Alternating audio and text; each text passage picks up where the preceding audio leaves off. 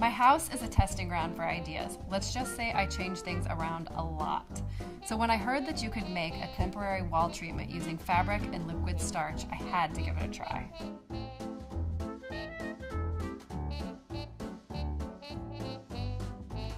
So I cut this piece of fabric a few inches larger than I need, and now I'm going to dip it in the liquid starch. So the cool thing about putting this fabric on the wall when it's wet is that it will basically stick by itself. I'm going to smooth from the center out. So see how this is flopping down right here? Don't worry too much about that. It'll stick to the wall when you trim it. And the rotary cutter makes a quick, sharp edge. And if you have any tough spots, you can use a pair of scissors. The other cool thing about this process is if you get an air bubble, you can always re-wet the fabric. Use a damp cloth to clean up any drips.